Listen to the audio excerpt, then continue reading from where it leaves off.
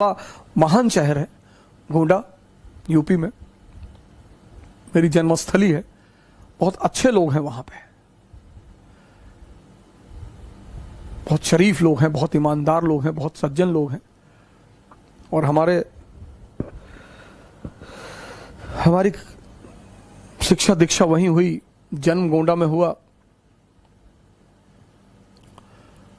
पढ़ाई हमारी वहां पे एक बड़ा जबरदस्त स्कूल है फातिमा इंटर कॉलेज। हमारा सौभाग्य रहा कि हमारे समय में वो स्कूल रहा, हमारे शिक्षक रहे वहां बड़े जबरदस्त मिस पिंटो रही, और बड़ी अच्छी दिशा मिली वहां से। बहुत ही मतलब हमारा पहला सौभाग्य था कि हम अच्छे घर में पैदा हुए, एक सुलझे हुए माँ बाप मिले, खासकर पिताजी हमारे, जिन्होंने हमें कभी किसी काम के लिए रोका ही नहीं और ना हमसे कहा कि तुम्हें नौकरी करनी है, कभी नहीं कहा सर। आज भी भगवान का आशीर्वाद हमारे साथ है, हमसे उन्होंने कभी नहीं कहा, कभी कहा ही नहीं सर। और समझाने का तरीका तो इतना लाजवाब है, कभी मारा ही नहीं सर। मतलब हमारी एक तमन्ना है कि हमारे फादर हमको मार दें, और कोई तमन्ना ही नहीं सर। कभी मारा ही नहीं सर, कुछ भी किया मैंने, कुछ भी, वो मारा ही नहीं उन्होंने। कहा नहीं नहीं सही है, ठीक है बढ़िया है, अच्छा है, बहुत बढ़िया, जाओ। मैं देखता था मेरे दोस्त थे, उनके बड़ा भय होता था, वो पटक पटक के मारे जा रहे हैं, और आवाज ओझा के साथ मत रहना। अरे पिताजी यार बेकार है सब, बाबू बाबू बन के रहेंगे जिंदगी में, तुम टेंशन मत लिया करो, जाओ। पता नहीं क्या सोचते थे। कोई ऐसा भी नहीं था कि कोई बहुत बड़े यूनिवर्सिटी के पढ़े हुए थे या कोई बहुत बड़े विद्वान थे, लेकिन एक सोच है उनके पास। और आज मैं जहां भी हूं, सबसे अहम भूमिका उनकी है सर। श्री माता प्रसाद ओझा पोस्ट ऑफिस में पोस्ट मास्टर रहे, पोस्ट मास्टर से रिटायर हुए वो, और मैं जहां भी हूं सर, जहां भी, वो उन्हीं की देन है। मतलब पहली जो नींव रखी है वो उन्होंने ही रखी है।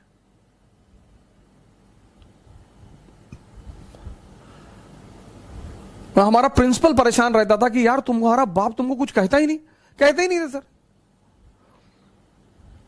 प्रिंसिपल के सामने डांट देते थे, जैसे अगर कोई बात होती थी बुलाते थे प्रिंसिपल, तो उनके सामने डांट देते थे, बदतमीजी करते हो स्कूल में, नालायक कहेंगे, भागो यहां से।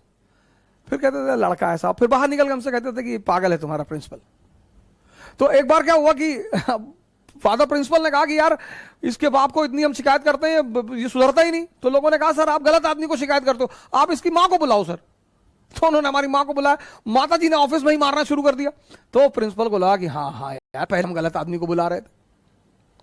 हालांकि माँ बाप हमारे गलत नहीं होते, वो माँ बाप तो कभी गलत नहीं होते, और जो माँ बाप की बात नहीं मानते वो शैतान है, शैतान।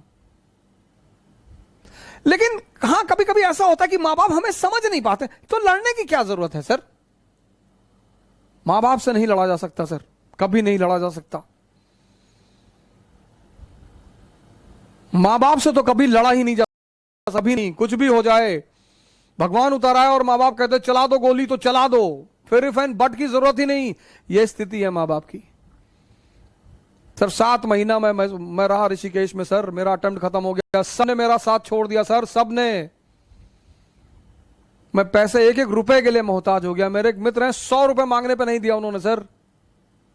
लेकिन मेरे पिताजी आते थे ऋषिकेश, मुझे पैसा दे देते। मैं उनसे कहता था मैं अब कुछ करूंगा नहीं, अगर तुम इस सोच में आते हो कि मैं कुछ करूंगा, मैं वापस जाऊंगा, मैं एमबीए करूंगा, मैं पैसा कमाऊंगा, तुम्हारी बुढ़ापे की गारंटी बनूंगा, मैं कुछ नहीं करूंगा। तो बोले यार हम तुमसे कुछ कहते हैं, लेकिन जब तक मैं जिंदा हूं तब तक मैं आकर तुमको पैसा देता रहूंगा।